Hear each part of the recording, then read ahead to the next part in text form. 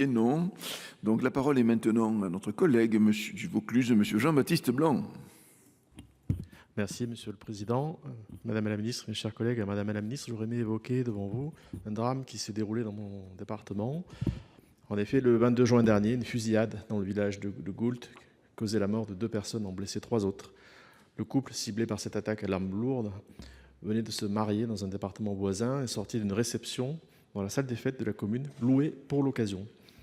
Il est apparu par la suite que le marié qui s'était vu octroyer la location de cette salle municipale était préalablement connu des services de police pour association de malfaiteurs et trafic de stupéfiants, guidant l'enquête sur la piste d'un règlement de compte. Ce drame est venu une nouvelle fois à mettre en évidence le décalage entre le rôle imparti au maire en matière de sécurité publique et le défaut d'information sur la dangerosité des personnes qui présentent le plus grand risque d'y porter atteinte. À l'heure d'une expansion des violences liées au narcobanditisme des centres urbains vers les territoires ruraux, permettre un échange entre les maires et les services du renseignement territorial en amont de l'octroi d'une salle municipale pourrait être une solution pour éviter que des faits du même genre se reproduisent. Et nombreux sont les élus qui nous le disent, qui nous le demandent.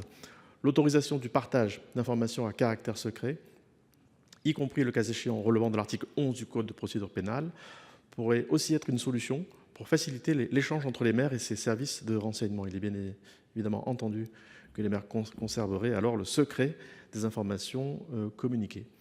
Dans ce contexte, Madame la Ministre, quelle est la position du gouvernement sur cette possibilité d'un tel partage d'informations? Je vous remercie. Merci, Madame la Ministre, à vous. Merci, Monsieur le Président, Mesdames et Messieurs les sénateurs. Monsieur le sénateur Jean-Baptiste Blanc, tout d'abord, je tiens à dire au nom du ministre d'État, ministre de l'Intérieur, avec force que le drame du 22 juin 2025 dans ce village de Goult est absolument inacceptable et que renforcer la sécurité dans la vie quotidienne des Français constitue une des priorités du ministre de l'Intérieur, comme la lutte contre le narcotrafic est à la source de nombreuses violences. Vous l'avez rappelé, la loi du 13 juin 2025 visant à sortir la France du piège du narcotrafic permet de renforcer les moyens. Le Sénat n'y est pas tout à fait étranger. Faire reculer la délinquance n'est pas que l'affaire de l'État. Elle implique, vous l'avez dit, une dynamique collective qui implique un continuum de sécurité et qui commence effectivement sur le territoire par aussi l'implication des maires qui peuvent être des acteurs tout à fait essentiels de cette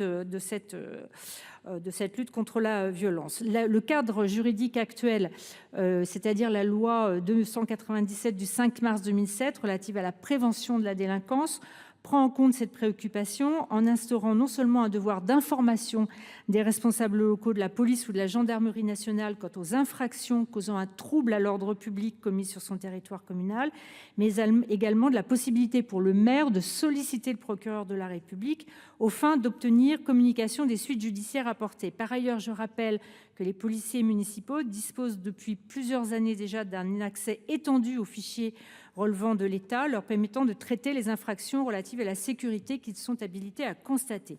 S'agissant du renseignement territorial que vous visez dans votre question, ces agents entretiennent, vous le savez, des relations très régulières avec les élus locaux et les maires, sous réserve, c'est bien là que le bât blesse, des dispositions légales et réglementaires, dont le secret de l'instruction qui constitue un principe cardinal de notre procédure pénale. Donc, sur votre proposition, il me semble qu'un travail avec le ministère de l'Intérieur et le garde des Sceaux est absolument essentiel pour qu'à la fois on préserve la tranquillité de nos concitoyens et on donne aux élus locaux la capacité à agir de façon préventive.